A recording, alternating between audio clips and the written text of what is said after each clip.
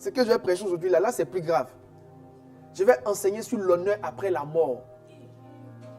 Qui enseigne ce genre de choses? Qui se balade aujourd'hui à Abidjan, qui est en train de réfléchir à l'honneur après la mort? Hein? J'espère que tu ne seras pas catholique. Non, non, non, non. Non, donc qui pense à ces choses? Mais vous voyez, j'étais en train de parler au Seigneur, je lui disais, Seigneur, peut-être que il faudrait qu'on touche certains sujets. Il faudrait qu'on évolue certains sujets. Et Jésus m'a dit, ce que je te demande, c'est d'être fidèle. C'est tout ce qu'il m'a dit. Il m'a dit, tout ce que je te demande, c'est d'être fidèle. Alors aujourd'hui, ce que j'essaie de faire, c'est vraiment d'être fidèle, de dire ce qu'il me demande de dire et de croire que ce qu'il me demande de dire est ce qui doit être dit, ce qui doit être entendu. Ce sont des fondements, des fondamentaux dits en leur temps et qui vont servir génération après génération et époque après époque. Dans son Dieu plateau. Je vais aller rapidement avec des témoignages qui sont en lien avec le thème d'aujourd'hui que nous sommes en train de voir, la loi de l'honneur. Lorsque tu as commencé véritablement à enseigner la loi de l'honneur, il faut dire que le message est pour les deux camps, que ce soit les fidèles comme également les hommes de Dieu. Et en tant qu'hommes de Dieu, ça nous a fait véritablement du bien et ça fait également du bien aux fidèles. C'est une émission au niveau des jeux de midi que je recommande à mes gens, comme je vais eu à te le dire. Donc, on suit ça régulièrement par la grâce de Dieu. Wow. Et les témoignages c'est encourageant. Amen. Et avec la loi de l'honneur, lorsque tu as commencé à enseigner là-dessus et comment il faut honorer son homme de Dieu, son pasteur et consort, il y a une de mes personnes qui, par la grâce du Seigneur, avait suivi un des jeudis et qui a été touchée véritablement par l'enseignement et la parole. Il s'est rendu compte on the spot et s'est rendu compte véritablement. Bishop, est-ce qu'on t'entend bien? C'est bon? En ligne, ils disent le son. Donc, Bishop, rapproche ton micro alors. Ok. Qui s'est rendu compte véritablement que. Vas-y, Bishop. Qui s'est rendu compte que elle n'honorait pas comme il se devait. Donc, il fallait qu'elle puisse véritablement honorer son homme de Dieu comme il se devait. Et là, dans la même semaine, elle a posé une action d'honneur en disant que je crois que je ne t'ai jamais honoré comme il se devait et à la dimension de ce que le Seigneur fait avec toi en ce qui me concerne. Donc, je pose cette attitude-là. Wow. Et merci beaucoup. Et ça c'était vraiment émouvant. Waouh. Ouais. Il y a un deuxième. Je revenais. C'est bon? Le son, c'est réglé? Je revenais de l'évangile cette moyenne d'Abou. Et puis, c'était un jeudi, donc j'étais dans la voiture. Et. Je suis reviens sur ton premier témoignage. Apparemment, quand tu parlais, le son n'était pas très bon. Ah, ok, Il d'accord. paraît que le son crache en ligne. C'est bon? Est-ce qu'en ligne, c'est bon le son? Mais moi, j'ai des commentaires que le son crache en ligne. Est-ce que le son est bon en ligne?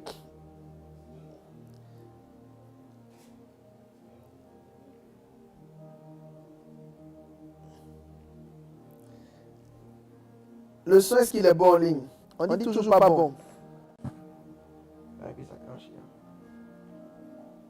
C'est bon? Est-ce qu'on arrive à avoir un bon son? Ah, j'entends c'est bon. Bon, certains disent c'est bon. Certains disent c'est bon, d'autres disent ça crache. Donc.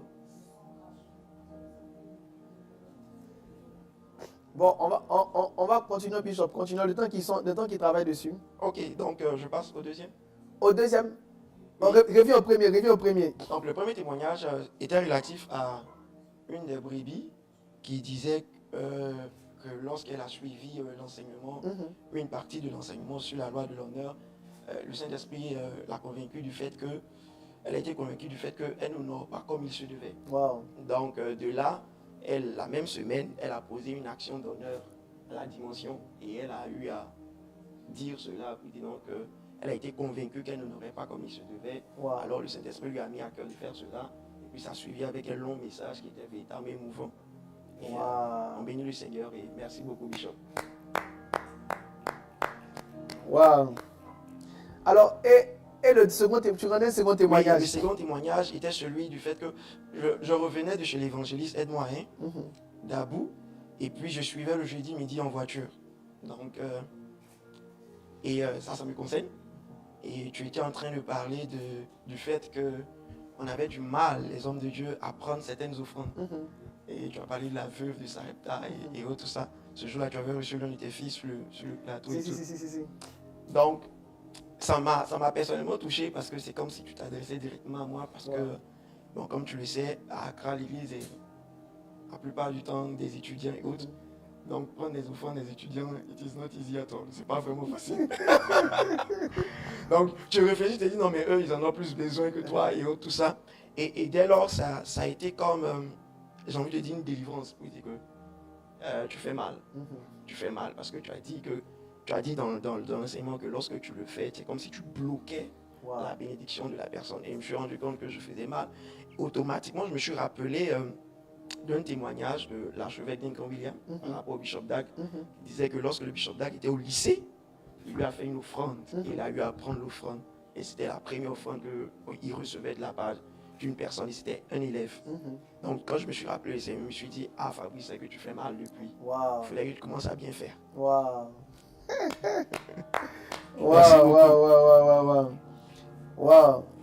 Donc le message est pour nous deux. Amen. Les fidèles et également nous autres. Amen. Keep Amen. going. Amen. Wow, on veut rendre gloire au Seigneur et bénir le nom du Seigneur pour vraiment ses grâces et ses merveilles qui explique comment est-ce que après... Donc oui, les pasteurs là, on est que de vous devez quand même...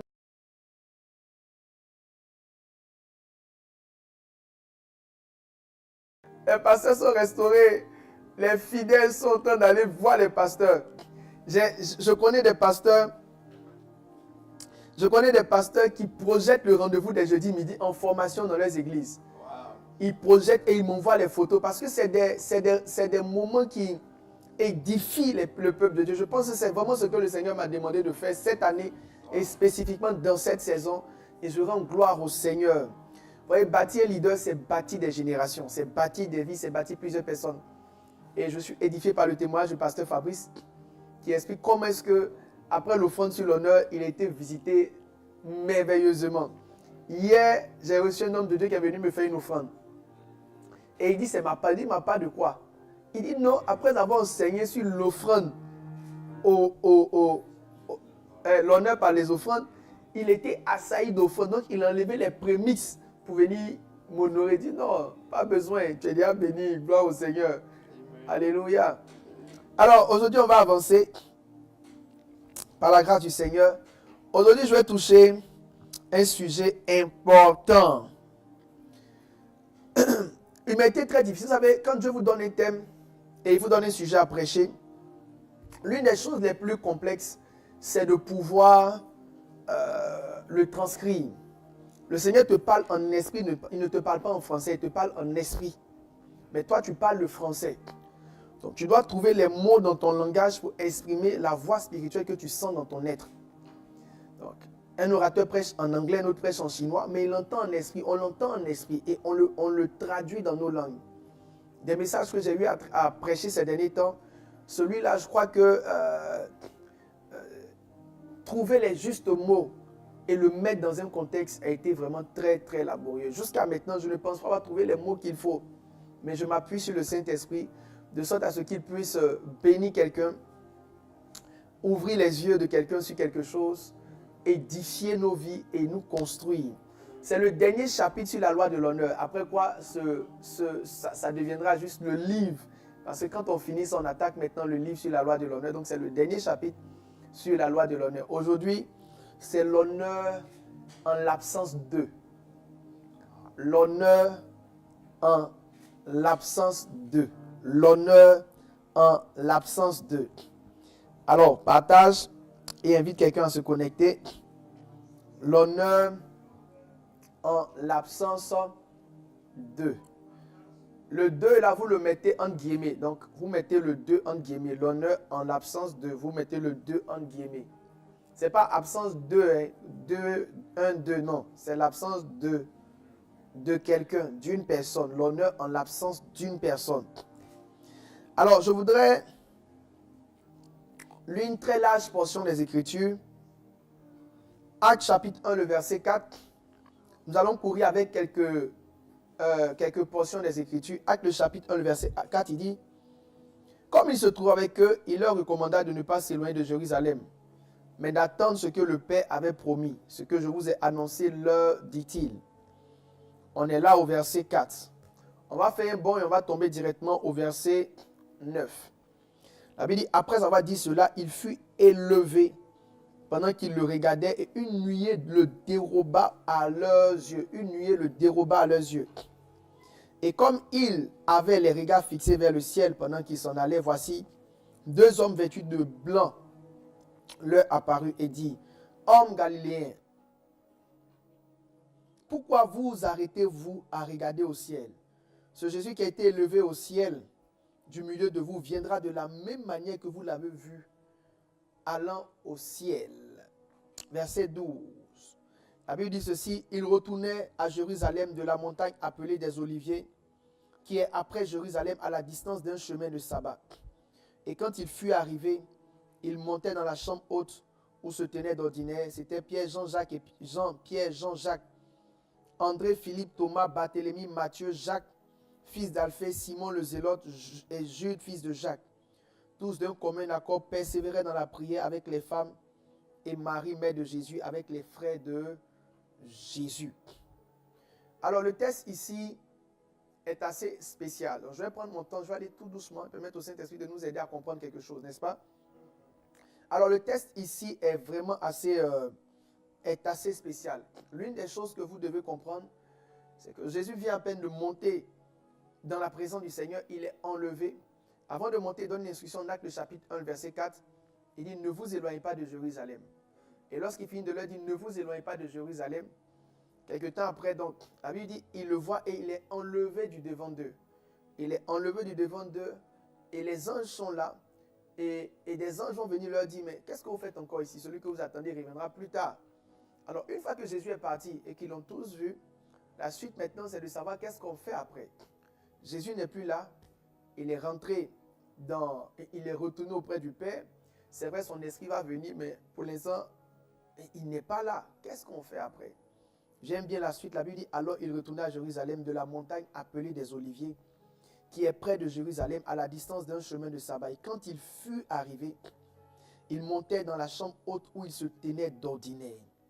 La Bible dit: alors il retournait à Jérusalem. Il retournait à Jérusalem comme cela leur avait été recommandé en présence de Christ, et ils l'ont manifesté en l'absence de Christ. Quand Christ était là, il leur a donné une consigne. Quand il est monté, après qu'il soit monté, la consigne qui a été donnée a été naturellement appliquée. Non seulement ils sont restés à Jérusalem, mais ils ne sont pas retournés au marché, ils ne sont pas retournés à la pêche, Pierre n'est pas retourné voir sa femme. La Bible dit: ils sont retournés à la chambre haute. Et j'aime bien le verset 14 qui dit: tous d'un commun accord persévéraient dans la prière avec les femmes, Marie, mère de Jésus, avec les frères de Jésus. Jésus monte, il donne une instruction, personne ne le voit, il n'est plus là. Des pères de famille autonomes, des gens libres de faire ce qu'ils veulent faire. Juste une parole a été dite, aucun gardien, aucun surveillant, aucune possibilité de sanction, mais ils décident tous d'un commun accord, personnes autonomes et matures, d'aller dans la chambre haute et de suivre l'instruction qui leur a été donnée. Tout à l'heure, je vous en donne la définition. Je voudrais lire une deuxième portion des Écritures. Colossiens chapitre 3, verset 22 qui dit ceci: serviteurs, obéissez en toutes choses à vos maîtres selon la chair, non pas seulement sous leurs yeux. Cette partie m'intéresse beaucoup plus. Non pas seulement sous leurs yeux, comme pour plaire aux hommes, mais avec simplicité de cœur, dans la crainte du Seigneur.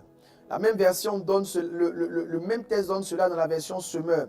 Esclaves, obéissez en tout point à vos maîtres terrestres, pas seulement quand on vous surveille, comme s'il s'agit de plaire à des hommes.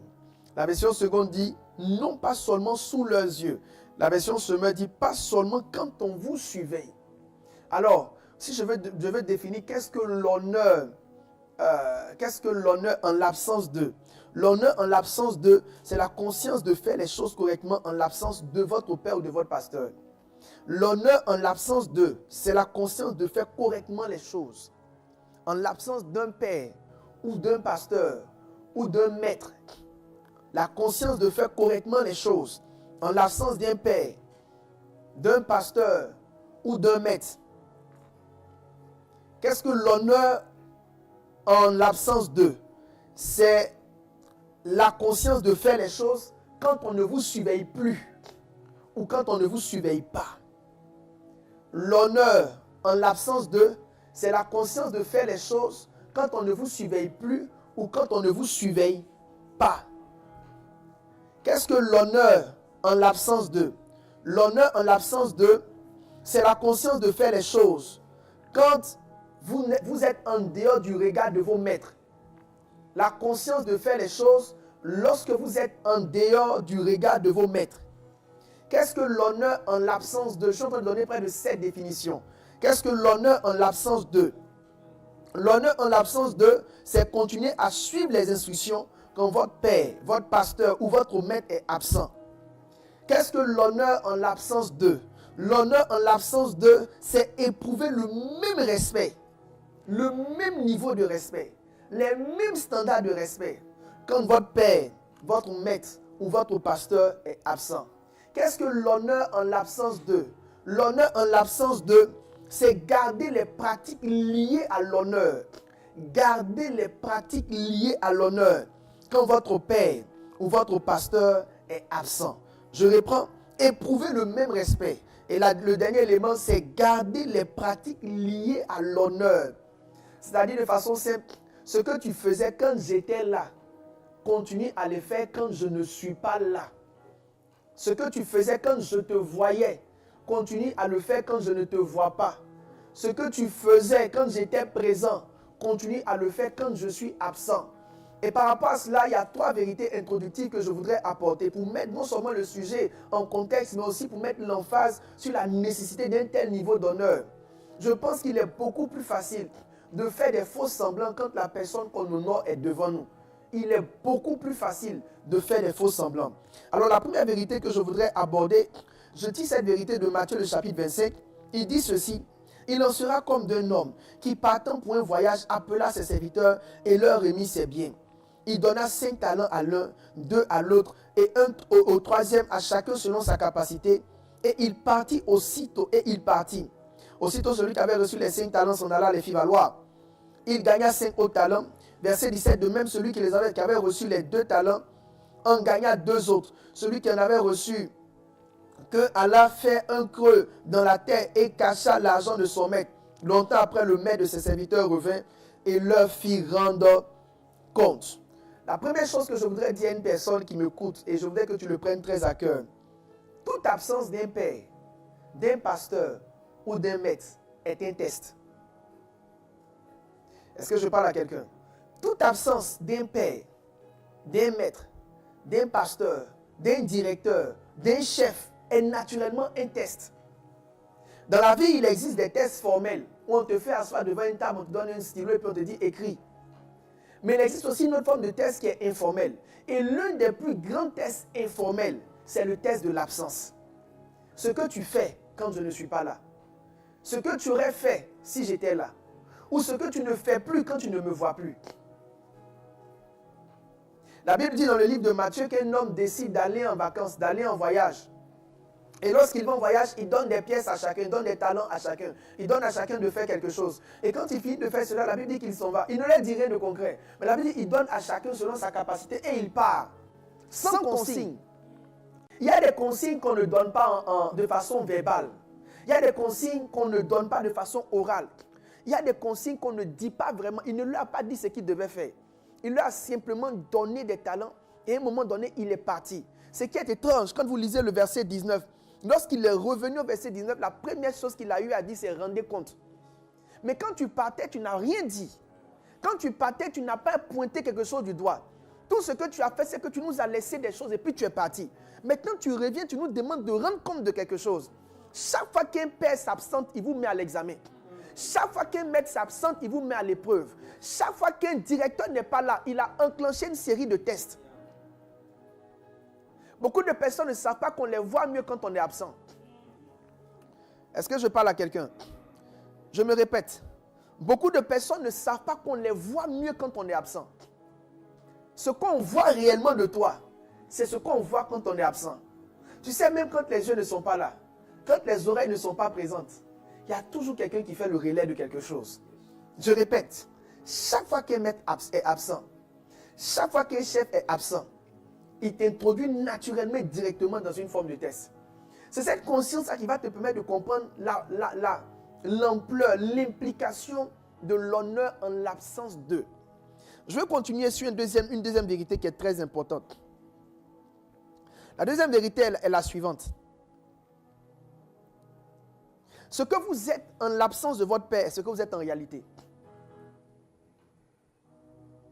Est-ce que ce que je viens de dire, quelqu'un a compris? Ce que tu es, quand ton père, ton chef, ton directeur est absent, c'est ce que tu es en réalité. Donc les efforts de travail que tu essaies de faire, c'est-à-dire le courageux que tu fais quand tout le monde est là, puis quand on disparaît, tu prends ton lit et puis tu dors. En vérité, tu n'es pas un courageux, tu es un paresseux. Donc ce que tu es réellement, c'est ce que tu es quand le chef, le maître, le pasteur ou le père est absent. Tout ce que tu essaies d'être en sa présence n'est pas réellement ce que tu es. Parce que la vraie nature d'une personne demeure et se manifeste lorsque ses maîtres et ses chefs ne sont pas là. Donc la vérité est la suivante. Si tu veux savoir ce que tu es, si tu veux être conscient de tes propres attitudes, valeurs, si tu veux être conscient de tes propres vertus, la première question que tu te poses, c'est qui suis-je quand mon maître n'est pas là? Ce que je suis quand mon maître n'est pas là est ce que je suis réellement. Ce que je ne fais pas ou que j'arrête de faire quand mon maître n'est pas là, c'est ce qui détermine ce que j'ai dans le cœur et dans mon esprit. J'ai envie de tourner le sens et le dire aussi à tout leader, tout conducteur, tout pasteur, tout père. Ce que les gens sont en votre absence est ce qu'ils sont réellement, pas ce qu'ils sont en votre présence. Parce que ce que les gens sont en votre présence souvent cache beaucoup de faux semblants. Beaucoup de faux semblants. C'est pourquoi je disais tout à l'heure au premier point que l'absence est un test. La meilleure manière de sélectionner des gens, c'est d'être absent, de voir quand je n'étais pas là, qui faisait quoi, qui n'a pas fait, qui l'a fait, qui l'aurait fait, qui s'est abstenu de le faire, qui était absent.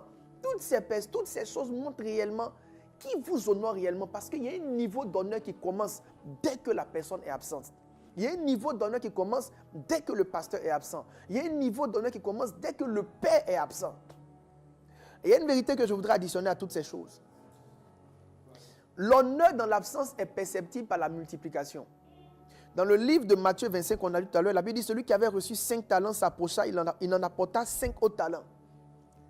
Comment tu honores lorsque le maître est absent? C'est que quand il est absent, qu'il revient, ce qu'il t'a laissé, c'est multiplier. Toutefois qu'un père est absent, toutefois qu'un maître est absent, toutefois qu'un patron est absent, toutefois qu'un directeur est absent, et qu'il revient, si ce qu'il te confie a baissé, c'est que tu ne l'as pas honoré. Tu l'honores seulement que lorsque ce qu'il te laisse à son retour a été multiplié. Quand vous lisez, il y a celui qui avait reçu une pièce. Et la pièce qui lui a été donnée a été conservée. Quand il est venu, il a dit, je sais que tu es un homme méchant et tu es dur. Alors j'ai juste gardé ta pièce, je te la remets. La Bible dit que tu es un homme dur. Et c'est lui qui va dire à son serviteur, il dit serviteur méchant. Il va lui expliquer pourquoi il est méchant. Il est méchant parce qu'il a manqué de multiplier. Je voudrais signifier une chose qui est très importante. Toute absence d'une personne qui vous conduit, qui vous manage, qui vous gère, qui est un père ou qui est votre pasteur, toute absence est une interpellation à travailler plus. En principe, c'est quand le maître est absent que le serviteur, l'ouvrier comprend que son travail se multiplie par 2, non ses heures de sommeil multipliées par 2. Je prie et je parle à quelqu'un que ta conscience de travailler en l'absence d'eux, ta conscience d'honorer en l'absence d'eux soit encore plus fort que jamais. Maintenant, il y a une chose que je voudrais dire qui est très intéressante. Il existe en principe, et je les ai recensés, 6 facteurs d'absence. Il est important qu'on puisse appréhender ensemble les 6 facteurs d'absence. Parce que l'appréhension des 6 facteurs d'absence va nous permettre de mieux comprendre tout le contexte du thème dans lequel on est. Si nous n'apprécions pas les 6 facteurs d'absence, ou les 6 manifestations d'absence, les 6 facteurs d'absence, ce sera difficile de suivre et de poursuivre la suite de la série ou des vérités qui vont suivre.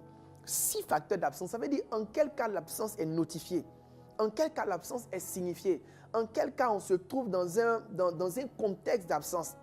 Le premier facteur d'absence, c'est ce que j'appelais les déplacements.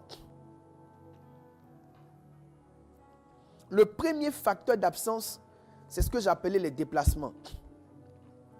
Dans le livre de Matthieu, le chapitre 25, comme on a lu tout à l'heure, ça veut dire il sera comme un homme qui partant pour un voyage. Un homme qui partant pour un voyage. Un homme qui partant pour un voyage appela ses serviteurs et leur remit des biens. Alors ce texte de Matthieu 25 nous interpelle sur la nécessité de multiplier ou de manifester nos aptitudes en l'absence d'eux. On a 2 groupes de personnes. On a ceux qui ont travaillé quand ils n'étaient pas là, et puis on a celui qui n'a pas travaillé quand il n'était pas là. Donc c'est un texte qui renvoie à la responsabilité à travailler en l'absence d'eux. Maintenant, dans le contexte, il est dit que l'homme qui était absent parce qu'il était en voyage. Donc, il arrive que des pères soient en voyage. Il arrive que le pasteur soit en voyage. Il arrive que le directeur soit en voyage. Il arrive que la figure d'autorité soit en voyage. Lorsque vous lisez nos textes, l'apôtre Paul, alors que son ministère a atteint un niveau culminant, un niveau très élevé, alors qu'il est devenu un homme réputé de partout, en 2 Corinthiens, chapitre 11, verset 24, il dit 5 fois j'ai reçu des Juifs 40 coups moins 1, 3 fois j'ai été battu de verge, 1 fois j'ai été lapidé, 3 fois j'ai fait naufrage. Et il dit j'ai passé 1 jour et 1 nuit dans l'abîme. J'aime bien le verset 26. Il dit fréquemment en voyage. Fréquemment en voyage. Un ministre que Dieu est en train de bénir, un ministre que Dieu veut utiliser pour les nations, en principe sera fréquemment en voyage. C'est pourquoi l'honneur en l'absence est l'une des fondations des églises qui grandissent. L'église qui grandit ne grandit pas parce que l'homme de Dieu est fort. L'église qui grandit parce que quand l'homme de Dieu n'est pas là, des gens continuent de faire ce qu'il a donné comme instruction. J'ai envie de dire quelque chose à quelqu'un. Si en ton absence, les gens ne sont pas capables de faire ce que tu dis, ça veut dire que tu n'iras pas plus loin que là où tu es. Parce que quand tu bouges, les choses descendent. Donc tu seras obligé de venir recommencer. Et ça fera qu'il te sera impossible de partir. En réalité, Dieu ne peut jamais t'additionner un ministère international.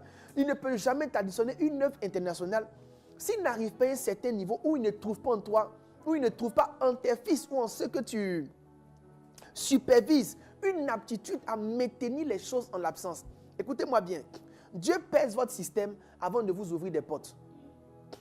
Il pèse la maturité de votre système avant de vous exposer à certaines dimensions. Beaucoup de personnes prient pour aller dans les nations.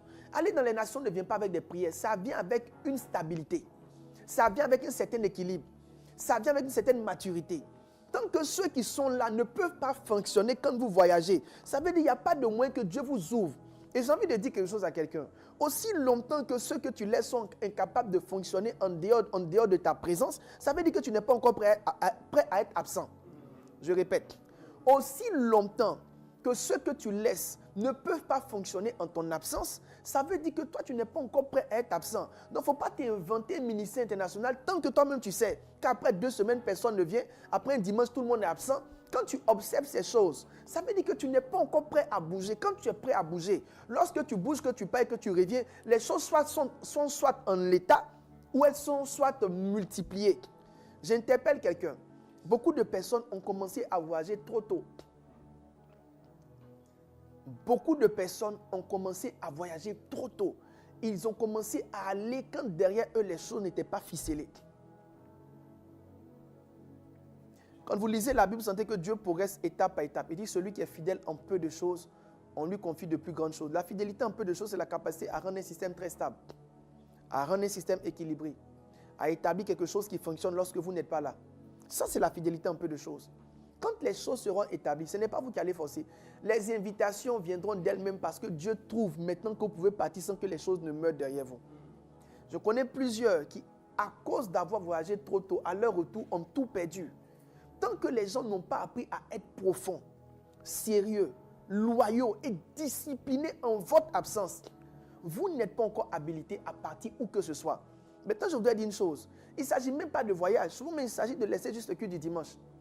Le culte du dimanche, tant que l'église n'a pas une certaine maturité, l'homme qui conduit l'église doit comprendre qu'il n'est pas encore prêt à laisser le culte du dimanche. Il y a des gens, s'ils ne sont pas là un dimanche, les gens seront là. Mais il y a des gens, s'ils ne sont pas là un dimanche, les gens soit vont disparaître le dimanche même, ou la semaine qui suit, tout va chuter. Donc, j'ai envie de dire une chose très importante. Tout ministère, tout pasteur, tout père qui est appelé à aller loin, à un moment donné, rentre dans la phase qu'on appelle la phase de voyage. C'est cela que l'apôtre Paul a dit, j'ai été fréquemment en voyage. Mais quand cette partie arrive, l'élément qui valide le mouvement, l'élément qui donne le OK pour de tels mouvements, c'est que les gens apprennent la dimension de l'honneur en l'absence. Pour moi, je crois que la vraie clé de l'extension, c'est l'honneur en l'absence. Je crois que quand Dieu va vouloir commencer à multiplier quelqu'un, il va le pousser à développer dans son système la clé et la loi de l'honneur en l'absence. C'est pourquoi je vais donner le jeudi prochain dans la suite de l'enseignement comment faire rentrer dans une église, comment faire rentrer dans un système, même dans une organisation séculière. La dimension de l'honneur en absence. Il faut que tu arrives à faire en sorte que les choses fonctionnent aussi mieux en ton absence qu'en ta présence.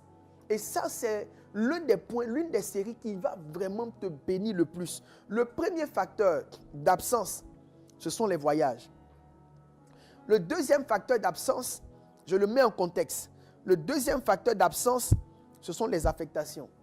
Acte 13, le verset 2 dit, « Pendant qu'ils servaient le Seigneur dans leur ministère et qu'ils jeûnaient, le Saint-Esprit dit, « Mettez-moi à part Barnabas et Saul pour l'œuvre à laquelle je les ai appelés. » Mettez-moi à part Barnabas et Paul pour l'œuvre à laquelle je les ai appelés. Barnabas et Paul étaient dans l'église d'Antioche. Ils étaient encadrés par les prophètes. Ils étaient entretenus par les docteurs. C'est dans une assemblée de pères, de maîtres. À un moment donné, une instruction va venir pour qu'on les détache. Chaque affectation crée une certaine forme d'absence. La seule différence, c'est que ce n'est pas le père qui bouge, mais c'est celui qu'on affecte qui a bougé. Je ne sais pas si quelqu'un me comprend. Donc, dans le cas d'une affectation, ce n'est pas celui qu'on affecte, ce n'est pas le père qui a bougé, c'est celui qu'on a affecté qui a bougé. Le problème, c'est que lorsqu'une personne est affectée, elle peut prendre l'affectation pour l'indépendance. Est-ce que je parle à quelqu'un? Donc, être affecté, c'est très différent d'être indépendant. Tu peux être loin sans être indépendant. Tu peux être à des kilomètres, des milliers de kilomètres, mais ça ne rime pas avec l'indépendance. Donc, la plupart du temps, quand les gens veulent de l'indépendance, quand ils souhaitent de l'indépendance, toute leur prière, c'est d'être éloigné de celui qui les conduit. Parce qu'ils ont l'impression que quand ils seront éloignés, ils n'auront plus affaire à rendre compte chaque matin. Donc, ils seront assez libres pour faire les choses qu'ils veulent. Maintenant, j'ai envie de dire une chose. La loi de l'honneur te fait transporter ton maître partout là où tu vas. La loi de l'honneur te fait transporter ton maître dans ton esprit partout là où tu vas. Il n'est pas seulement vivant de façon physique, mais il est même vivant dans tes pensées. Donc partout là où tu vas, il y a une conscience de faire les choses comme s'il était là. Une conscience de faire les choses comme si tu avais un compte à lui rendre. Une conscience de faire les choses comme s'il te voyait. Je répète, la loi de l'honneur transporte, transfère avec toi ton maître dans tes pensées, partout là où tu es. Le troisième facteur d'absence qui est très important, c'est ce que j'appelle l'invalidité. Dans le livre de 2 Rois, le chapitre 13, verset 14, la Bible dit « Élisée était atteint de la maladie dont il mourut. » Il est très probable qu'avec le temps, et de plus en plus, les statistiques disent que beaucoup d'hommes de Dieu sont frappés par un certain type de maladie. Donc, quand l'homme de Dieu va bien, et qu'il est fort, et qu'il est là, tout le monde est motivé à venir. Tout le monde est motivé à l'honorer. Maintenant, quand il est frappé par une maladie assez grave, une forme d'AVC, une forme de ceci ou de cela, et qui n'a même plus la capacité de prêcher, et qui doit juste venir sur un brancard à l'église et assister au culte et voir les autres faire, est-ce que ta manière de faire les choses est la même? La Bible dit, Élisée était atteint de la maladie dont il mourut. Beaucoup d'hommes de Dieu ont vu l'honneur que leur fils leur donne quand ils ont été atteints et frappés de maladie. Les frères Jeffreys, l'un a connecté, les frères Jeffreys, l'un d'eux a été très malade. Malade au point d'être Il était pratiquement plié des articulations. Et c'est dans cette période-là que, j'oublie son nom, non pas Renad. Renad est venu plus tard pour l'autre frère. Lester Sumrall. Lester Sumrall est parti le voir. Et lorsqu'il est rentré dans la maison de l'homme de Dieu, l'homme de Dieu lui a dit, ça fait tellement longtemps qu'on n'est pas venu le voir. Tellement longtemps. À l'époque, c'était un homme de puissance. Hein. Quand il touche les gens, mais lui, ses miracles étaient vertigineux. Il y a le Jeffreys qui a transmis l'onction à Renard Bonquet. Il y a son frère Jeffreys, c'était quoi des jumeaux. C'est son frère Jeffreys qui était beaucoup plus dangereux même que l'autre qui a transmis. Si Renard Bonquet avait croisé l'autre, là, que là, on n'allait pas pouvoir le supporter. L'autre, là, lui, c'était un homme, mais d'un niveau terrible. Ses guérisons étaient... C'est-à-dire, lui, c'est-à-dire que les os, là, quand tu marches, ça fait... C'est-à-dire que ces miracles sont vertigineux. De ceux qui ont opéré dans cette dimension, on avait 2 ou 3. On avait A.A. Allen, et puis on allait dire John Lake. Ce sont les 3 qui étaient dans les guérisons brutales. C'est-à-dire, c'est tellement brutal que ça choque ta mentalité. Un homme de foule qui remplissait les stades. Lorsque la maladie l'a atteint, lorsque la maladie a frappé son ministère, les gens l'ont laissé. Et quand Lester Sumrall est arrivé, celui-là a dit, tu sais, ça fait tellement longtemps que personne n'est venu me voir. Et je suis sûr qu'il avait des fils, des repéros, des gens qui le suivaient, des gens qui l'assistaient. Et puis du jour au lendemain, plus personne. Parce que l'homme a été frappé de maladie. J'ai envie de dire à quelqu'un, peut-être que vous ne le savez pas, mais la Bible dit Élisée est mort de la Bible dit ceci, Élisée atteint de la maladie dont il mourut. Les commentateurs de la Bible disent que cela ressemble à une forme d'handicap. C'est comme s'il ne pouvait plus marcher, il n'était plus mobile. Donc les gens maintenant venaient à sa maison. Imaginez Élisée avec un certain type d'handicap. Paralysie, une forme d'AVC. L'homme de miracle. C'est dans ce contexte-là que Élisée était couché chez lui. Cette maladie-là qu'il a envoyée au tombeau, l'homme de miracle. Celui qui a envoyé l'ours. Celui qui a assaini l'eau. Celui qui a fait des choses de façon incroyable. Quand vous voyez un homme qui a servi à un certain niveau, tomber dans la honte de la maladie, si vous n'êtes pas prêt, votre honneur peut commencer à baisser. Le pasteur veut rendre un témoignage. Rends témoignage, pasteur. Bishop, par rapport à ce que tu es en train de dire, c'est tellement vrai. Je connais un pasteur béninois, dont je ne vais pas citer le nom, qui lui a été victime d'un accident. Et au niveau de son accident, il a eu une fracture au niveau de son pied, donc il ne pouvait plus marcher. Il a traîné comme ça pendant plus d'une année. Et il y avait des fils qu'il considérait comme des fils, qui ont commencé à monter les gens de l'église et à leur demander de sortir de l'église parce que le pasteur est devenu invalide, il ne peut plus rien faire. Parce qu'il was crawling, il rampait. Il rampait et tout ça, même pour se rendre à la chair, il rampait et puis on est obligé de le tenir sur la chair. Pour qu'il prêche. Oui, pour qu'il prêche ou qu'il fasse quoi que ce soit. Et ils ont commencé à sortir et même le numéro 2, assistant et tout ça, ont tous quitté. Wow. Sauf un seul qui est resté. Et aujourd'hui, par la grâce de Dieu, il a repris, Dieu l'a guéri, il a repris l'usage de ses pieds. Il ne rampe plus, ça va, ses pieds bougent à nouveau. Et il est en train de reprendre l'œuvre à zéro. Avec ce dernier-là, à zéro. En fait, j'enseigne des choses, peut-être que les gens ne comprennent pas encore, ils ne savent pas de quoi je parle. Les gens ne savent pas de quoi je parle. Beaucoup de pasteurs ont perdu leur église quand ils ont été frappés de maladie. Beaucoup de pasteurs, même ici en Côte d'Ivoire, on a des pères. Quand certaines maladies les ont frappés, l'église a chuté. C'est des moi-même qui suis là. Il y a des gens qui sont sur moi. Papa, je t'aime. Oh, personne n'est comme toi. Ça dit que si du jour au lendemain, ça ne va pas m'arriver au nom de Jésus. Ça ne peut même pas même au nom de Jésus. Mais si du jour au lendemain, les gars couchés là-bas, AVC. Mais moi j'ai senti ça. On a l'un de nos pasteurs. Bon, lui il va bien. Mais ils sont en train de stabiliser sa tension. Vous savez qu'il ne prêche pas. On a senti ça dans l'église. Les gens ne savent pas que c'est un choc. C'est un choc de continuer à honorer quelqu'un que tu voyais vaillant, puissant, prêchant. Puis maintenant tu le vois, il est là, il est assis. On dit pourquoi ton pasteur prêche? On dit il est malade. Tu sens que la maladie l'a tenu, l'a humilié d'une manière. Mais pendant que la maladie est en train d'humilier ton pasteur, là, toi, jusqu'à quel point tu es capable de rester là et de continuer à le porter et à l'honorer. La vie, c'est des mystères. Hein. Personne ne planifie certaines choses. Personne ne planifie certaines choses. Quand Jeffrey dit, ça fait longtemps que personne n'est venu me voir, ça veut dire quelque chose qui est très fort. Beaucoup de pasteurs sont malades et ont perdu l'église. Chers frères et sœurs en Christ, j'ai envie de vous dire une chose. Écoutez-moi très bien, chers frères et sœurs en Christ. Quand Dieu vous connecte à des hommes de Dieu, vous devez savoir ce que Dieu vous a dit avant de les suivre. Je reviendrai là-dessus, mais comme je sens de faire entrer le verset dans le contexte, je le mets en même temps. Naomi va appeler Ruth. Ses 2 filles sont morts. Son mari est mort.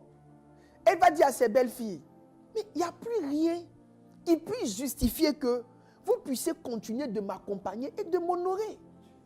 Je ne peux même plus faire un enfant pour vous donner. Vous n'avez plus rien à faire avec moi. L'honneur en l'absence, c'est être capable d'honorer quand plus rien ne justifie ton honneur. Le gars ne prêche plus. Il est invalide. Il ne peut même pas prier pour toi. Quand tu le vois là, tu sens même que c'est plutôt lui qui a besoin de tes prières. Beaucoup de personnes que vous ne voyez plus prêcher ont été frappées par la maladie. Renard Bonquet, avant sa mort, il était frappé d'une tumeur du cerveau. Les hommes de Dieu sont attaqués dans leur santé. Mais si ça arrivait, est-ce que tu aurais toujours le même zèle? Ce que les gens appellent honneur là, ce qu'ils appellent l'honneur, le fait c'est être à la mode là. C'est ce qu'ils appellent, c'est le temps où tu mousses là. C'est ça qu'ils appellent, tu es mon père spirituel. Ce que les gens appellent, tu es mon père, tu es mon modèle, tu me plais. C'est la partie où tu mousses en griffe, comme diraient les païens. La partie où tu es populaire. Mais il n'y a pas que ça dans le ministère. Il y a une partie où tu es vivant, mais tu ne peux plus servir. Parce que ton corps même ne suit plus. On avait un papa ici en Côte d'Ivoire qui avait un puissant ministère. Puissant ministère de guérison des fous et tous les groupes que vous connaissez. Il a fait un AVC. Quand il a fait le AVC, chaque assistant, chaque pasteur a commencé à prendre une partie de l'église pour aller faire son église. C'est l'occasion pour moi de dire aux assistants, parce que quand je vais parler de l'honneur en absence, je suis juste à l'introduction. Hein. Peut-être qu'aujourd'hui, je vais m'arrêter à l'introduction. Quand je vais vous expliquer ce que c'est de faire ça, tu n'as pas idée. Ça ne va pas te rater. Ça ne va pas te rater. C'est-à-dire le fait, Jésus a dit, il dit, j'étais malade. Vous m'avez visité. Quand quelqu'un est malade, l'une des choses à laquelle il s'attend plus que tout, c'est que les gens soient là. Il dit, vous m'avez visité. Et puis après, il va expliquer que, en fait, ce n'est pas lui qui était malade, mais ce sont ses serviteurs. Ça veut dire toutes les fois où un homme de Dieu, un pasteur est passé par une crise de maladie. Mais naturellement, si le pasteur passe par une crise de maladie, l'église sera plus chic. Puisque naturellement, c'est d'abord lui qui définit le feeling même de l'église.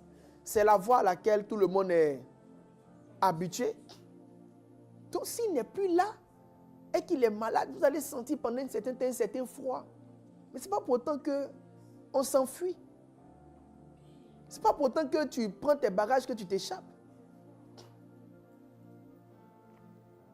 Un autre facteur d'absence qui est important. Un autre facteur d'absence, c'est la prison. Des pasteurs en prison. Ton pasteur peut aller en prison. Oui. Apocalypse dit, ils vont vous jeter en prison pendant 10 jours. Donc, quelqu'un sera jeté en prison pendant 10 jours. Donc, je ne sais pas moi. Mais dans les 7 églises, il y a une église dont la persécution consiste à être jeté en prison. Donc, il y a forcément des prédicateurs qui, malgré eux, vont goûter à la prison. Maintenant, il y a une chose que je voudrais dire par rapport à ce principe-là. L'apôtre Paul dit ceci. Il dit, lorsque nous fûmes arrivés à Rome, acte 28, 19, Lorsque nous fûmes arrivés à Rome, on permit à Paul de demeurer en son particulier avec un soldat qui le gardait. Ça, c'est la version seconde qui ne prend pas forcément très bien l'expression. La version semeur dit, lorsque nous fûmes arrivés à Rome, le centenier livra les prisonniers au préfet du prétoire.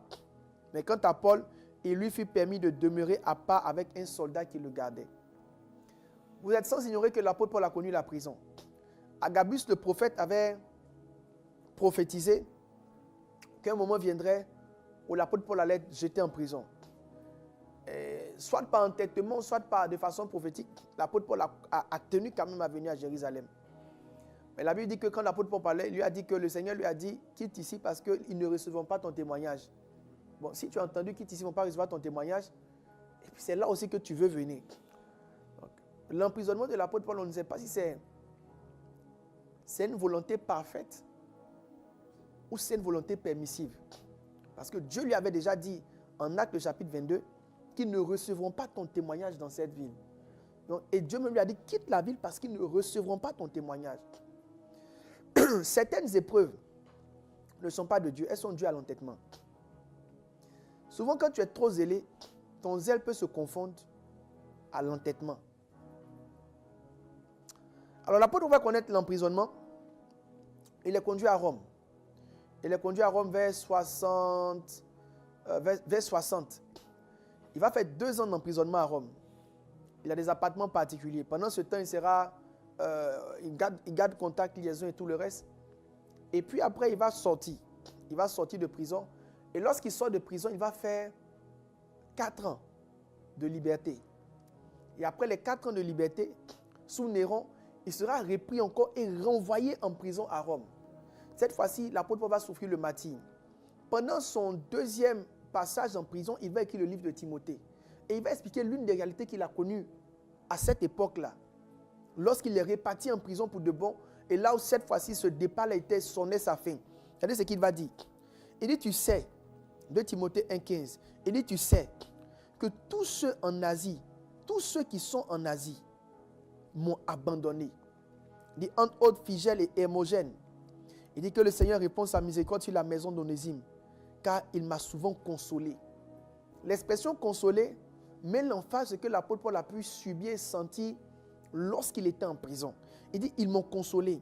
Il n'a pas eu honte de mes chaînes. Qui voudrait rester fidèle d'un père qui est en prison? Qui voudrait rester fidèle? C'est qui a envie d'être... Où est ton pasteur? Il est en prison. Il dit, ils n'ont pas eu honte de mes chaînes. Ils n'ont pas eu honte de mes chaînes. Je parlais avec un ami, pasteur, qui est aumônier de prison. Et il est parti en prison, il a trouvé des pasteurs en prison. Et il expliquait comment est-ce qu'un avait été jeté en prison par devers lui. Il prêchait, quelqu'un lui a fait une offrande, il a rendu gloire, il a dansé. Oh, le gars avait détourné de l'argent. Ils sont venus, ils ont attrapé celui qui avait pris l'argent, ils disent, bon, l'autre partie c'est où? Lui aussi, il a conduit le gars chez son pasteur. Et puis, ils ont pris le pasteur, on les a jetés en prison. Et l'apôtre Paul dit ceci, il dit, ils m'ont tous abandonné. Ils m'ont tous abandonné. Souvent, l'absence d'un pasteur peut être due au fait qu'il est en prison. Maintenant, si ton pasteur est en prison, l'église là, on continue ou on arrête? C'est ton père ou c'est plus ton père? Tu continues de l'honorer ou tu arrêtes de l'honorer?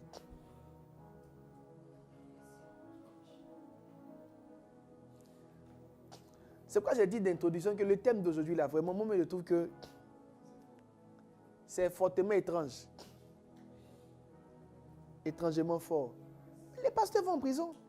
Il y a un père du Congo, l'un des grands-pères, l'un des papas au Congo à l'époque,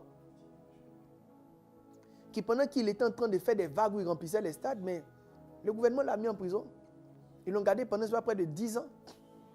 Il a fait ABC en prison. Quand il est sorti, l'église n'existait plus. Bon, l'église existe, mais ça n'a pas la couleur d'avant son emprisonnement. Il n'a plus pu reprendre la chair correctement.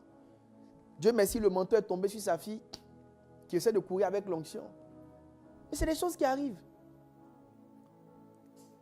Parce que quand tu es un leader d'opinion, que tu as des masses avec toi, tout ce que tu dis compte. C'est pourquoi j'ai envie d'interpeller les hommes de Dieu. La Bible dit dans l'Apocalypse qu'il était donné au 2e dragon le pouvoir d'emprisonner. Apocalypse. La Bible dit, le deuxième dragon a le pouvoir de mettre en prison, de jeter en prison les saints. Ce n'est pas parce que tu as la vérité qu'il faut la dire. Une certaine vérité peut mettre fin à ton ministère. Il a dit, soyez prudents comme la colombe. Ce n'est pas la peur qui fait qu'on ne dit pas tout. C'est parce que quand tu mets dans la balance, tu as plus à perdre qu'à gagner. Tu as plus à perdre qu'à gagner. Sinon, tout le monde est courageux. Mais après ça, tu es en prison, qu'est-ce que tu fais? C'est fini. Le ministère est fini. Donc, souvent, il y a des choses qu'on pense, il y a des choses qu'on voit, mais il y a des adversaires.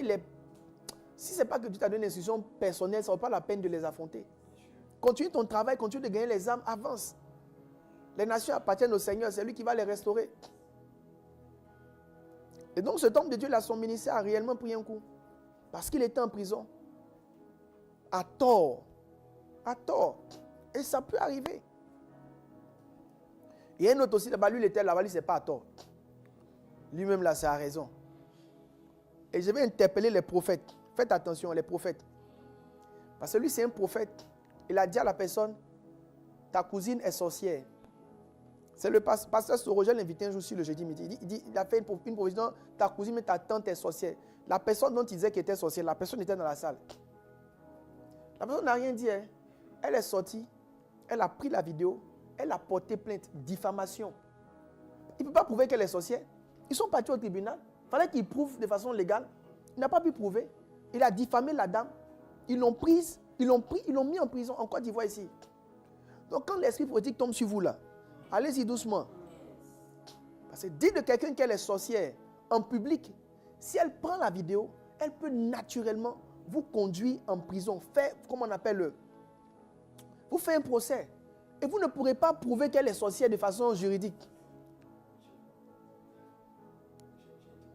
Rends témoignage. Ça, merci beaucoup. C'est personnel, ça me concerne. Je sais que tu es sans ignorer que récemment, dernièrement, mon père a connu, mon père spirituel a connu ce genre de choses. Son père spirituel a connu certaines. Et il a été en prison. Son père spirituel, c'est un homme de Dieu, un puissant homme de Dieu. Et à partir de là, j'ai commencé à poster beaucoup de photos. Et comme je ne suis pas trop photo sur les réseaux sociaux et tout ça, les gens ont commencé à dire, mais toi, c'est là où ça chauffe là. C'est là que tu es en train de t'afficher avec lui, mais ils vont te bloquer, ils vont te faire ceci, ils vont te faire cela. Et pour moi, c'était cette façon-là de pouvoir véritablement l'honorer et dire que peu importe ce qu'ils vont dire et peu importe ce que le gouvernement va dire, on est ensemble, je suis là jusqu'au bout. Et par la grâce de Dieu, on connaît tous l'issue. Il a été acquitté, il est sorti, il n'y a pas de problème. Amen. Yeah. Wow. Donc, on peut mettre, le dragon là, il peut mettre les bishops en prison. Dragon dont la Bible parle, Apocalypse, donnez le test. Aïe, ne soyez pas paresseux. Le dragon d'Apocalypse parle. Il met les gens en prison, il met les pasteurs en prison. Il y a un pays dont le nom commence par une lettre de l'alphabet, il a insulté le chef d'État. Le pasteur a insulté le chef d'État, ils l'ont mis en prison. Un pays dont le nom commence par une lettre de l'alphabet. Le pasteur a insulté le chef de l'État, ils l'ont pris. Il dit, ne crains pas, quand tu vas, non, pas 2-10. Donnez-moi Apocalypse 12 là-bas. La Bible dit, le dragon est venu et lui, il va mettre les saints en prison. Certains trucs comme ça, cherchez-moi le truc. Et dit, il a parlé du chef de l'État, ils l'ont pris, ils l'ont mis en prison. Maintenant, nous les chrétiens, on aime bien le martyr. Ça dit, plus tu souffres, plus tu penses que tu es dans la volonté de Dieu. Mais en vérité, tu perds du temps. Tu te mets dans des batailles inutiles. Et tu prends des risques énormes. Des risques énormes.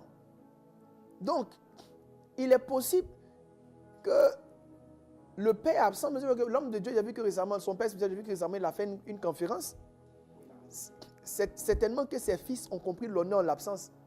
Sinon, en principe, ton pasteur en prison, tu sors de prison, tu viens, l'église n'existe plus. Qui a envie de s'identifier à un prisonnier? Alors, je continue. Donc, souvent, il arrive que certaines circonstances peuvent abstraire, enlever l'homme de Dieu du territoire.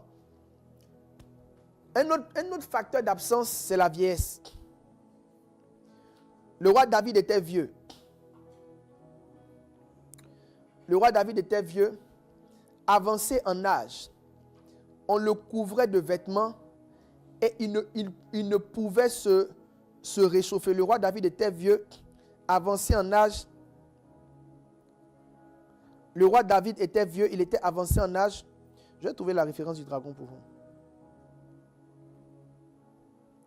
Le roi David était vieux. Attendez, je vais revenir sur le principe du dragon là.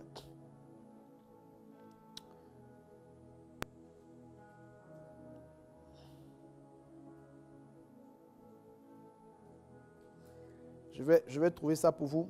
Je vais expliquer, je vais lire rapidement le test sur le dragon pour que quelqu'un soit béni et édifié.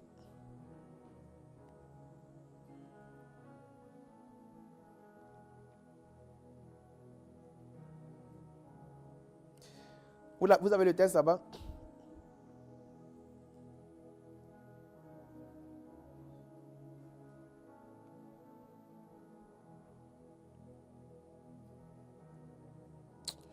Bon, trouvez-moi le test sur le dragon. Parce que si je veux chercher, on risque de perdre un peu de temps. Mais il faut trouver, c'est pas très caché. Alors, la Bible dit qu'il va persécuter les saints. Il a le pouvoir d'emprisonner, de jeter les saints en prison. Un autre point qui est important, qui est très important, c'est la vieillesse. Si vous trouvez, vous envoyez quand même le test du dragon. C'est la vieillesse. 1 roi 1 dit ceci. Le roi David était vieux, avancé en âge, on le couvrait de vêtements et il ne pouvait se réchauffer. Une autre version dit que, en fait, il était immobile. David a atteint un certain âge où il n'arrivait plus à bouger, marcher. Quand on lisait la suite des tests, la Bible, ils ont trouvé une femme et a vu que la femme là prenait soin de lui. Donc, il avait atteint un niveau où on devait le nourrir, prendre soin. Il y a une chose qui est caractérisée par la vieillesse dans le ministère. Le vieux dans le ministère perd sa fougue, il perd sa force. Il ne peut plus prêcher comme les jeunes. Si tu le vois, tu as dit qu'il n'est plus loin. J'écoutais l'un de mes orateurs préférés, c'est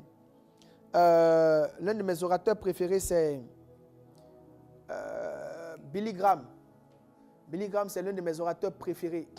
Billy Graham, il est intelligent. Quand on dit l'homme est intelligent, c'est Billy Graham. Si tu veux être intelligent, l'un des orateurs à écouter, c'est Billy Graham. C'est-à-dire, si tu veux prêcher, puis quand tu prêches, c'est logique, ça suit un sens, c'est pertinent, c'est construit, c'est intellectuel, c'est Billy Graham. Et à ses 90 ans, 80 combien d'années, il a commencé à... Il a fait une vidéo où il parlait, c'est-à-dire, quand il dit un mot, il respire 1 minute, il dit un autre mot, il respire 1 minute. C'est-à-dire que quand tu l'écoutes, tu n'avais plus affaire au Billy Graham fougueux que tout le monde connaît. Et puis, il ne marchait plus. Parce que les gens qui sont très grands de taille, avec l'âge, ils ont des problèmes. Donc, je pense qu'on le poussait sur une chaise roulante. Beaucoup de personnes ne savent pas qu'à ce niveau-là, les gens commencent à avoir un certain mépris pour les hommes de Dieu. À ce niveau-là, les hommes commencent à avoir un certain mépris pour les anciens héros. À la conférence Pâques de l'année passée, j'ai vu le pasteur Karambiri. Moi-même, ça m'a choqué. Papa Karambiri, quand il venait, il y a 2 personnes qui le tenaient et pour qu'il marche, on devait le tenir pour qu'il marche. Ça m'a brisé d'une certaine manière. Parce que le vieux, on le suit depuis près de 20 ans, plus de 20 ans. Depuis le début des années 2000, c'est le gars qui parle avec puissance, force. Voit un père comme ça qu'on doit attraper pour qu'il monte les escaliers. Après, une fois, il faut lui mettre sa chaise pour qu'il s'asseye. Le scénario là m'a vraiment marqué. Maintenant, il y a une chose que je voudrais dire qui est très importante. La vieillesse peut enlever la vigueur, mais la vieillesse n'enlève pas l'onction. La vieillesse peut enlever la vigueur, mais la vieillesse n'enlève pas l'onction. Moi, j'ai un amour spécial pour les vieilles personnes. J'ai un amour spécial pour les vieux ministres. En vérité, quand tu es vieux, tu n'as plus rien pour plaire. Tu ne peux plus parler avec la même force. Tu ne sais même pas ce que tu puisses exercer avec la même force. Quand je vois papa Adeboye parler, c'est lent, c'est doucement, il parlait sa chaise. Mais ça m'épate.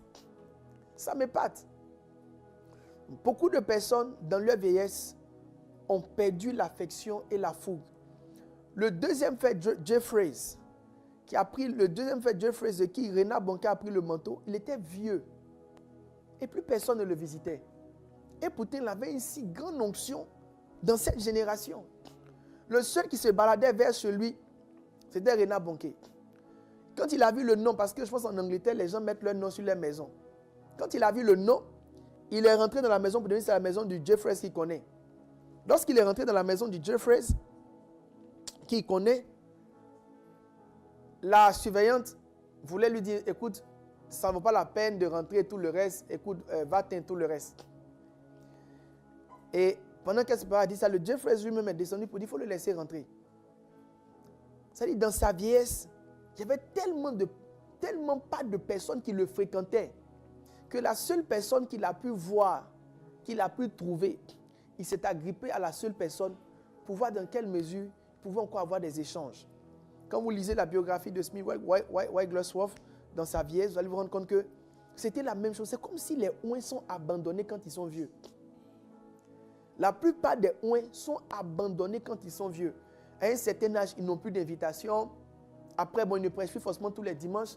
Ils sont vivants, mais ils sont vieux et ils ne sont plus vraiment fréquentés. On a des vieillards qui existent qui ne sont plus vraiment fréquentés. Vous allez voir un gars comme Jimmy Swaggart qui est toujours vivant, mais il n'est plus vraiment fréquenté. Il n'est même pas invité. Ils sont là, mais ils ne sont plus fréquentés. Ils ne sont plus invités. Et j'en parlerai dans la suite. Quand je vais parler des fondements de l'honneur de l'absence, c'est parce que les gens s'attachent à la popularité de leur père, que quand le père n'est plus populaire, ils ne trouvent plus de raison d'être aussi zélés. C'est ça, le problème de l'absence, c'est qu'il y a des événements dans la vie qui peuvent enlever ton père de sa saison de popularité. Mais quand tu es attaché à la popularité, la prison peut lui enlever la popularité, la maladie peut lui enlever la popularité, l'absence, ou comme on appelle, la vieillesse peut lui enlever la popularité. Donc quand ces éléments-là lui enlèvent la popularité, c'est là qu'on voit si tu as encore de bonnes raisons de poursuivre ce que tu appelais ton manteau hier. C'est réel. Donc quand on enseigne sur l'honneur, beaucoup de personnes pensent qu'ils l'appréhendent, mais ils ne l'appréhendent pas vraiment. Jésus a dit, je serai pour vous une occasion de chute, une occasion de scandale. Des choses vont m'arriver, mais ces choses vont prouver réellement ce qui est dans votre cœur.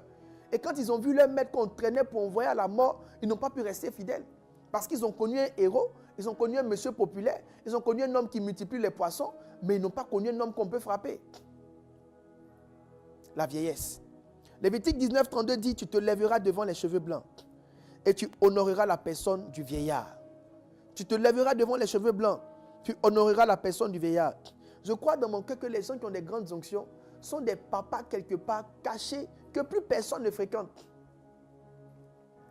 C'est un vieillard que plus personne ne fréquentait que Renard Bonnke est parti saluer.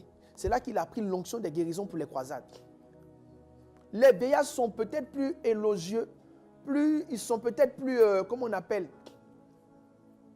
excitants. Mes amis, leur dépôt d'onction est beaucoup plus fort que jamais. Hier matin, j'étais en train d'écouter le pasteur Mamadou Karambiri. Hier matin, je suis tombé sur une de ses vidéos récentes. Mais je crois que c'est Dieu qui voulait que je voie. Le père prêchait debout. Mais il y avait une telle onction. Non, c'est une vidéo de 20 minutes. Et puis il parlait comme si c'est le temps de libérer le manteau. Il y avait une telle onction. Ça dit, moi j'étais étonné. Je n'ai jamais vu le père comme ça. Et puis il dit, je vais souffler. Quand il a soufflé, on dirait qu'ils ont soulevé les gens pour les jeter. Ça criait, ça tombait de partout. Celui à l'église, les gens tombaient. Nous, on a besoin de piano pour faire ça. Tout était calme. Il dit, je vais souffler. Et il parlait de ceux, il parlait du cœur des nations. À qui Dieu donnait les pays. Il parlait du cœur d'Élysée. Ah, c'était fort. Seulement 20 ou 19 minutes. Je suis tombé sur la vidéo là par hasard. J'ai écouté. J'ai réécouté. Moi, je me suis couché sur le sol. J'ai mis la vidéo sur ma tête. Parce que, qui sait? Il y a un manteau dans l'air. Le dernier facteur d'absence, c'est la mort. Sur le sol, j'ai mis la vidéo sur ma tête. Et ça, ce sera l'un des vrais sujets. Le manteau dans l'air. Avec rendez-vous dans jeudi prochain. Le dernier facteur d'absence, c'est la mort.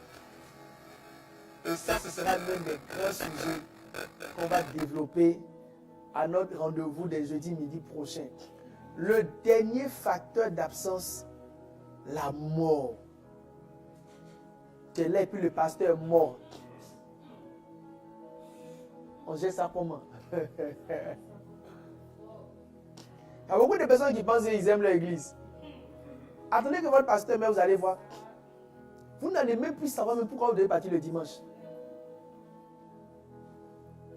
Pourquoi tu dois aller à l'église le dimanche? Qu'est-ce que tu fais là-bas dimanche? Pourquoi tu pars encore? Le gars est mort.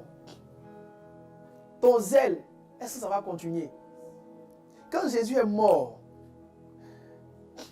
avant sa résurrection, les disciples sont retournés à la pêche. En fait, ils ont échoué d'abord. C'est là que Jésus a dit à Pierre en Jean 21, il a dit, Simon, si tu m'aimes, il ne faut pas aller pécher. Il faut te souvenir de ce que je t'ai dit. Si tu m'aimes, va paître mon troupeau. Si tu m'aimes, va paître mon troupeau. Parce qu'il était mort pour eux, c'était fini. Simon est parti prendre son ancien bateau pour retourner à la pêche. Tout ce qu'on lui a dit, aller partout le monde entier, gagner les nations là, c'était fini. La mort. Je voudrais vraiment parler de cela. Un pasteur est décédé. Et lorsqu'il est décédé, les gens sont allés à ses funérailles. C'est un pasteur que je connais. Et on y était même. Après les funérailles, j'étais chez moi. Puis Dieu m'a parlé. Et Dieu m'a dit, retourne voir la veuve. Parce que tous l'ont abandonné. Dieu m'a dit, retourne voir la veuve. Tous l'ont abandonné. Tous l'ont abandonné. Beaucoup de personnes s'éloignent de leur... C'est-à-dire, beaucoup de personnes se retirent après la mort du Père. Que dit la Bible par rapport à ça? Le jeudi prochain, je vais m'étaler sur ce sujet et jeter comme un fondement dans l'atmosphère. La première chose que je voudrais signifier à quelqu'un, c'est que la filiation est intemporelle. La filiation est intemporelle. On n'est pas fils du vivant. Matthieu chapitre 1 verset 1, on dit Jésus fils d'Abraham. Abraham est mort depuis longtemps. On continue d'appeler Jésus fils d'Abraham. Jésus fils d'Abraham. Jésus fils d'Abraham. La filiation est intemporelle. Elle est intemporelle. On n'est pas fils du vivant. On est fils du vivant et on est fils après la mort. Donc les exigences de fils continuent même après la mort. Je vous parlerai de la prière du riche. Il a dit à Abraham, envoie Lazare dans ma maison. Il y a des pères qui sont morts, qui sont en train de faire des prières. Priez Dieu pour que certaines choses se fassent dans leur maison. Qui sont en train de supplier Dieu parce qu'ils auraient voulu que les choses se fassent différemment. Mais depuis qu'ils sont morts, les choses ont arrêté d'être faites comme elles devaient être faites. Il y a des intercesseurs de l'au-delà. Des intercesseurs d'après la vie. Des gens qui supplient Dieu pour qu'il suscite quelqu'un. Pour qu'il vienne, reprenne le flambeau. Qu'il suscite quelqu'un, venir réattraper les colonnes. Ce qui me plaît, c'est qu'aujourd'hui, quelqu'un est en train d'intercéder par rapport. Si un jour tu ne veux pas être intercesseur de l'au-delà, il faut que tu apprennes à faire aujourd'hui pour quelqu'un ce que tu aurais voulu.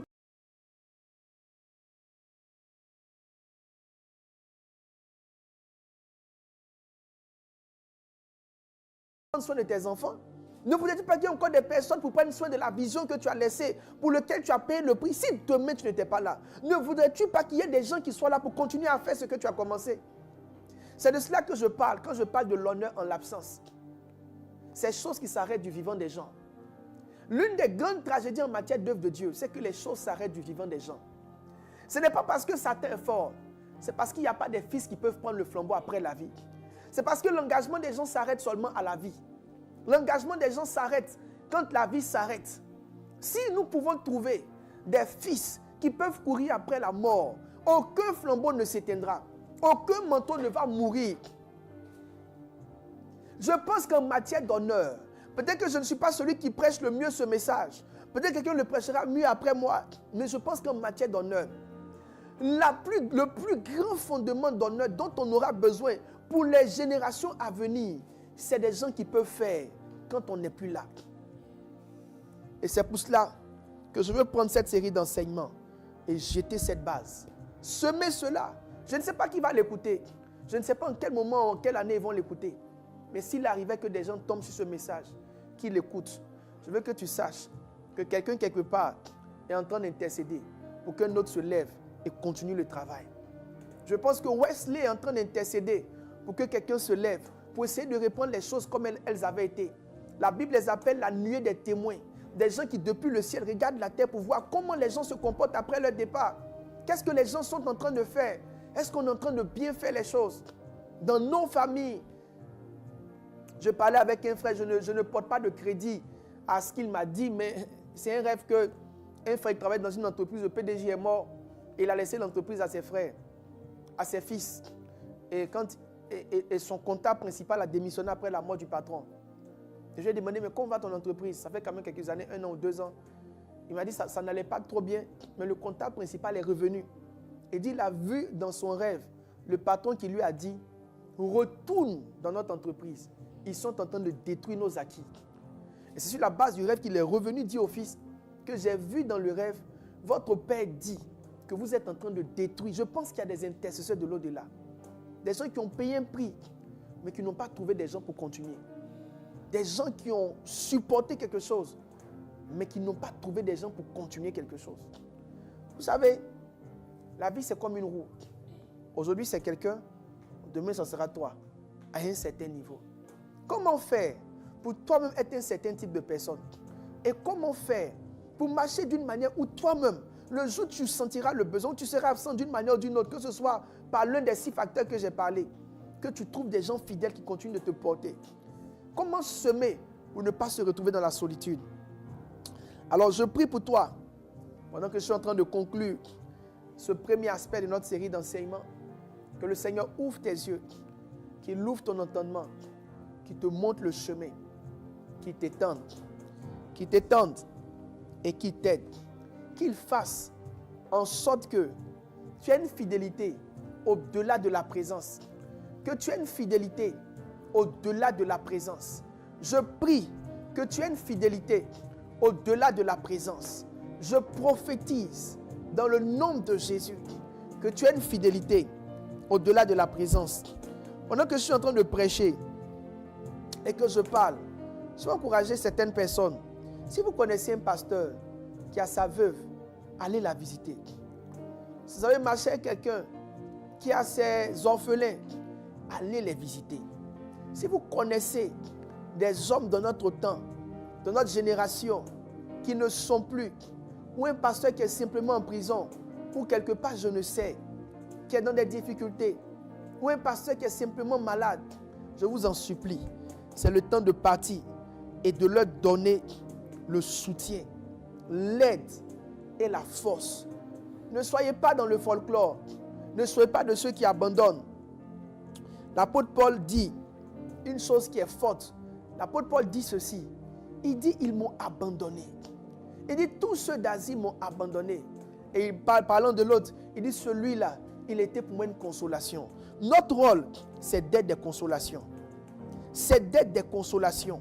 C'est d'être des consolations. Pour ma part, je me suis engagé à être auprès de toutes les églises dont le père est mort ou dont le leader principal a été. C'est une tragédie. Ce que je prêche là, c'est une vraie tragédie. Je veux vous encourager. Je veux nous encourager. Ne soyons pas de ceux qui abandonnent. Et tu n'as pas besoin que ça te concerne. Moi, je me suis développé.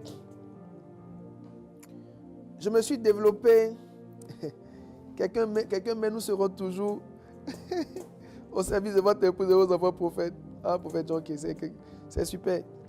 Je me suis donné pour objectif de vraiment, une fois que j'entends qu'un père, un berger, un leader pour l'une des raisons que j'ai citées, ne peut plus répondre, je fais de mon effort, même si ça ne me concerne pas, de chercher à rencontrer la veuve, les orphelins, et a dit si je peux être utile, parce que je sais qu'il est en train de prier quelque part, pour dire envoie quelqu'un dans la maison de mon Père. Envoie quelqu'un dans la maison de mon Père. Envoie quelqu'un dans la maison de mon Père. Envoie quelqu'un dans la maison de mon Père. Envoie quelqu'un dans la maison de mon Père. J'aime Jésus et je rends gloire à Dieu pour son œuvre. Je célèbre son nom pour ce live. Je célèbre son nom pour ce live. Et je glorifie son nom pour tout ce qu'il fait. Rebolobo sinelebelebe. Les mayanda laba sanalaba shenderibere. Les mayanda laba laba laba. L'honneur en l'absence. L'honneur en l'absence. Que Dieu trouve des gens qui honorent en l'absence. Que Dieu trouve des gens dont la fidélité n'est pas circonstancielle. L'une des personnes qui m'a le plus marqué, c'est le bishop David Oyedepo. Lorsque l'archevêque Benson Idaoussa est mort, sa veuve rendait témoignage. Il a repris, pendant un certain temps porté les salaires des pasteurs, porté les salaires des pasteurs. Le père spirituel est mort. Quand un pasteur meurt, l'argent disparaît. Parce que beaucoup de personnes font les choses parce que le pasteur est là. Quand il meurt, l'église, l'argent s'en va. Ma femme me parlait de la fille d'une star qui disait que quand son père est mort, les gens ont dit nous serons là. Mais quand le père est mort, les gens ont disparu. Quand l'archevêque Benson Daoussa est mort, le bishop Oyedepo a pris en charge les salaires et les charges du ministère de l'homme de Dieu pour que son église ne tombe pas. Un homme comme ça, comment vous ne voulez pas que Dieu lui donne l'une des plus grandes églises au monde? Comment vous ne voulez pas que Dieu le soutienne? Il y a des vertus qui touchent Dieu. Il y a des vertus qui touchent Dieu. Récemment, elle a fêté ses 80 combien d'ans là? C'est lui qui était l'orateur principal. Ça fait 25 ans que l'archevêque est mort. Jamais il n'était déconnecté. 20 ans que Kenneth Hagin est mort. Jamais il n'était déconnecté. La filiation n'est pas temporaire. On n'est pas fils par saison. Jamais il n'était déconnecté. Il a continué à investir dans les ministères de ses pères, tenir leur maison, tenir leur famille, soutenir jusqu'à ce que les choses se fassent. Ils sont allés prêcher pour ne pas que les brebis se dispersent. Ils sont restés présents. Pour moi, ce n'est pas des choses simples. C'est des choses qui ont profondément de la valeur. Je prêche ce message, je crois que Dieu est fidèle, que ça ne tombe pas dans les oreilles de sourds, que les gens l'entendent, qu'ils l'appliquent et qu'ils le pratiquent.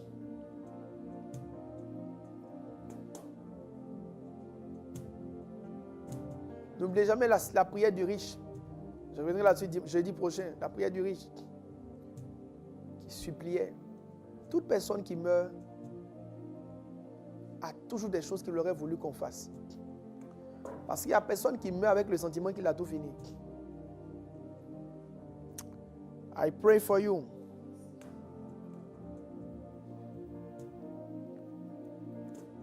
I pray for you. Il faut que Dieu trouve des gens de cette carrure. De cette carrure. Le monde spirituel, les liens de filiation, ce n'est vraiment pas des trucs qu'on vient exploiter les gens. Et j'en parlerai jeudi prochain.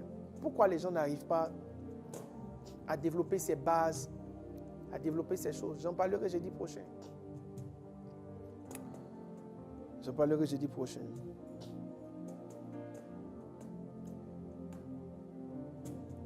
Amen. Alors on est béni puissamment par le live d'aujourd'hui.